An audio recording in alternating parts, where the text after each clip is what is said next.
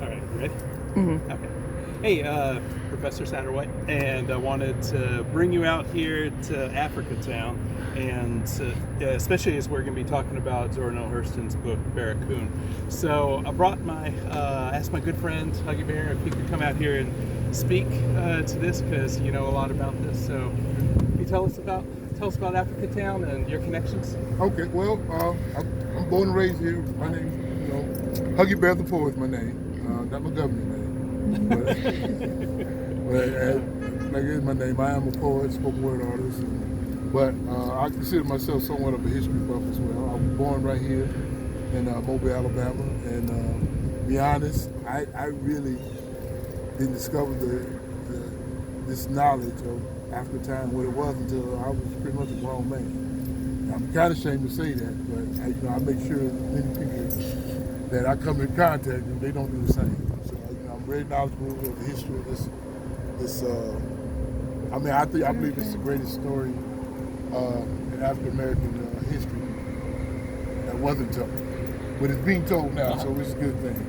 Which was never told, because that book, Zora Neale Hurston, Barracoon, was supposed to be her very first book. Now, most people hear about Zora Neale Hurston, their eyes were watching God was like her very first book. It's kind of like required reading. Yeah.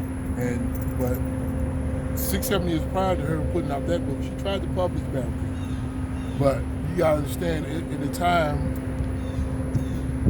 they were living in, most publishers and black intellectuals didn't want to touch it because she wrote it in Cudjo Lewis's vernacular. If you read the book, he's talking in his vernacular. It's not Queen's English, so to speak.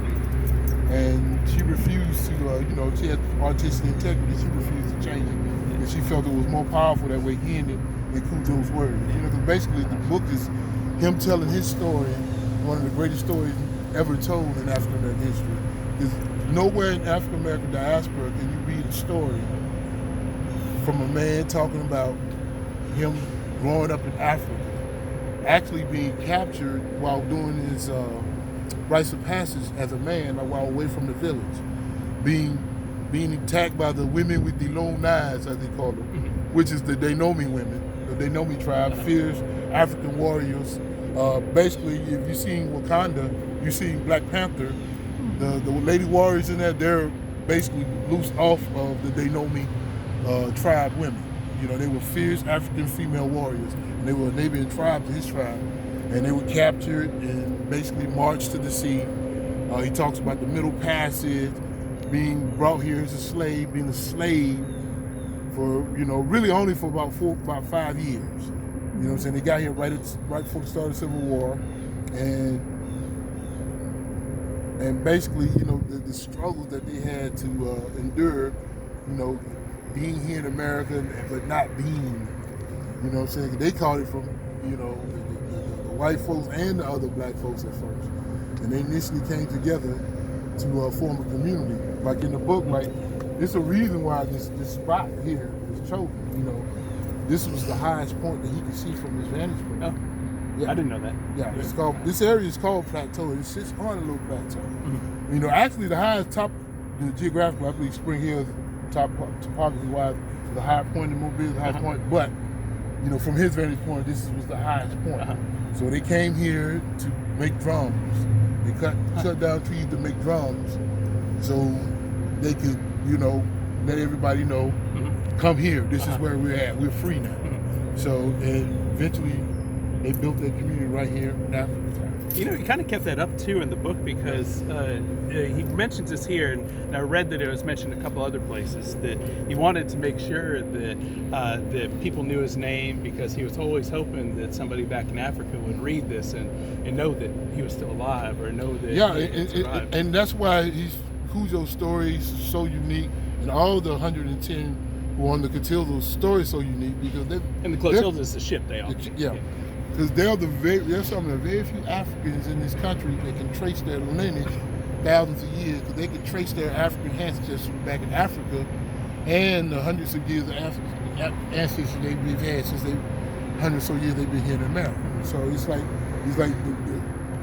some of the Africans who are true descendants of Cudjo in the 110, they can trace their lineage back in Africa for thousands of years, where that's something very few African Americans in this country can do. You know what I'm saying? And we're right here at his memorial. This isn't his grave though, right? Is that right? Well, supposedly this is supposed to be, you know, people different. You know what I'm saying? We've got different people come out from different scholarly, lecture places, but you know, when they came out, this is supposed to be the best of their recollection of what Cudjo's grave was. But you know what I'm saying? All this, if you see, like a lot of these graves are marked with the descendants. You know, you have those same names that you see. You know, you gotta understand, they had regular names and their African names. You know, and it's like,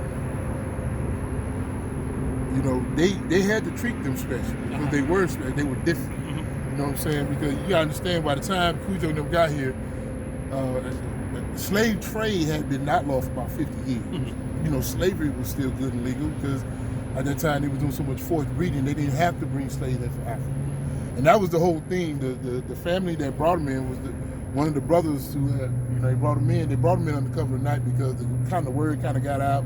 This was right prior to the Civil War about to start. And the word had kind of got out about what they were doing, what they were attempting to do. It was a family, a shipbuilding, seafaring family. That's how they made their money, shipping cotton all over the world. They're one of the richest families still is to this day. Well, they still own a lot of this land right here, right? Yes, and that's why I was talking about the politics. Whether, you know, they just recently found the ship. Yeah. They still own the land where the ship's at. It's ironic. You know, ironic. All of a sudden they just find this ship after 100 or so years. We don't know where that is. We don't know what you're talking about. He was found not guilty. You know what I'm saying? What are you talking about?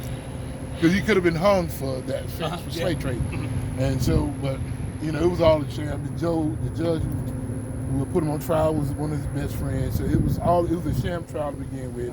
So they just did it to go through the rules because they knew Civil War, secession had started, Civil War started. So it was like, okay, all you know, Union troops get the hell out of here, we Confederacy anyway. So basically they lived under the rule of slavery for only 5 years. But in that time, they had to make concessions with them.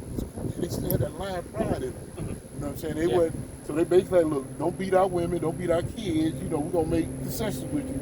And we won't, you know, cause a whole bunch of ruckus around here. And they did that for the 5 years. And then, but after you know, they were free, I was telling you about they created the drum, they all came here and they formed Africatown. But, you know, initially, you know, they had plans on trying to go back. They even threatened Maryland, like, look, you brought us here, you need to send us back. You know, he wasn't going for that. And you know, initially they became part of the Garvinites, the Marcus Garvey Back to Africa movement. They were the Garvinites here of the Mobile area. And then once, you know, the Marcus Garvey movement kind of fell through, and that's its own story too. That's its own story too. Yeah, the only story. They kind of dissolved themselves. They might want to go make it back, and then by the time they had started intermingling with, you know, the other blacks, and they were intermarrying. Some of you converted to Christianity, and actually, if you walk back this way, I can show you the very first church that they built. And so I want to take you over there too. Okay, You have some information that I would like to see over there. All right. Well.